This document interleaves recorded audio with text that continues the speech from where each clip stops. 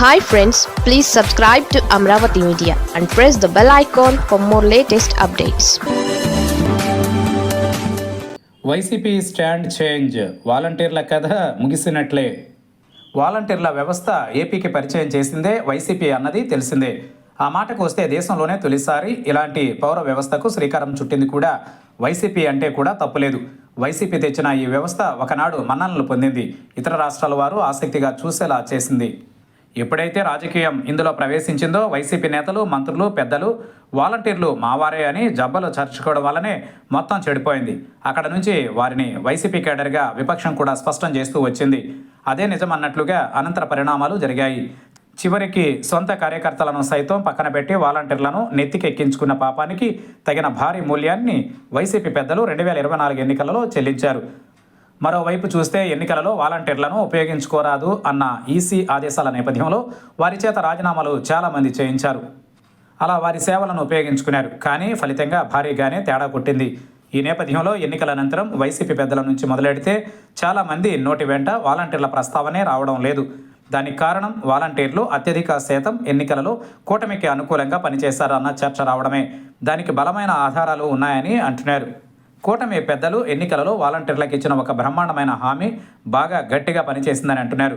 ఏకంగా 10,000 దాకా గౌరవ వేతనాన్ని పెంచుతామని కూటమి ఇచ్చిన హామీతో అత్యధిక శాతం వాలంటీర్లు ఆ వైపుగా టర్న్ అయ్యారని అంటున్నారు. అలా కూటమి విజయంలో వాలంటీర్ల పాత్ర కూడా చాలా ఉందని అంటున్నారు. తామేదో తలిస్తే వేరేగా జరిగింది అన్నట్లుగా వాలంటీర్ల వల్ల చివరికి ఎంతో కొంత లాభం అయితే కూటమి పొందింది అన్న భావన వైసీపీ వర్గాలలో ఉంది. దాంతో ఎన్నికలు పూర్తయిన తరువాత కూటమి ప్రభుత్వం అనేక హామీలను అమలు చేయడంలో తడబాటు పడుతున్నా వైసీపీ వాటిని ప్రస్తావిస్తోంది తప్ప వాలంటీర్ల విషయం, వారి హామీల గురించి ఎక్కడా మాట్లాడడం లేదని గుర్తు చేస్తున్నారు. సూపర్ 6 హామీలు, ఉచిత పథకాలు అంటూ కూటమి ఇచ్చిన హామీలను వల్లివేస్తున్న వైసీపీ నేతలు వాలంటీర్లకు 10,000 రూపాయలు ఇస్తామని ఇచ్చిన హామీని ఎందుకు చెప్పడం లేదని చర్చ కూడా సాగుతోంది. వాలంటీర్ల వ్యవస్థను పెంచి పోషించినా లాభం జరగలేదన్నది వైసీపీకి భావన ఉంది. అంతేకాకుండా వాలంటీర్లను మళ్లీ దగ్గరకు తీయాలని చూస్తే వైసీపీ కేడర్ దూరం అవుతుంది అన్న ఆలోచన కూడా ఉంది అంటున్నారు. వాలంటీర్ల వల్లనే పార్టీ తమను పక్కన పెట్టింది అని భావిస్తున్న కార్యకర్తలను ఇప్పుడిప్పుడే వైసీపీ పెద్దలు మంచి చేసుకుంటున్నారు. తాము గతంలో చేసిన తప్పులు చేయమని, ఈసారి అధికారంలోకి వస్తే కనుక కార్యకర్తలకు పెద్దపీట వేస్తామని 1కి 10 సార్లు హామీ ఇస్తున్నారు.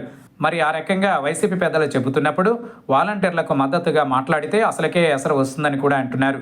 దాంతోనే ఎందుకు వచ్చిన వ్యవహారం అన్నట్లుగానే వైసీపీ వ్యూహాత్మకంగానే వాలంటీర్లను పక్కన పెట్టేసిందని అంటున్నారు. ఇదిలా ఉంటే వాలంటీర్లకు హామీ ఇచ్చినట్లుగా గౌరవ వేతనం 10,000 రూపాయలు ఇవ్వాలని, వారిని విధుల్లోకి తీసుకోవాలని వామపక్షాలైతే ప్రభుత్వాన్ని డిమాండ్ చేస్తున్నాయి. వారితో యూనియన్ కట్టించి మరీ నిరసనలకు మద్దతుగా నిలుస్తున్నాయి. అయితే ప్రధాన పార్టీలైన టీడీపీ, జనసేన, వైసీపీ వాలంటీర్ల విషయంలో అంతగా ఫోకస్ పెట్టకపోవడంతో ఇక వారి కథ కంచికేనా అన్న చర్చ అయితే సాగుతోంది. చూడాలి మరి ఏం జరుగుతుందో.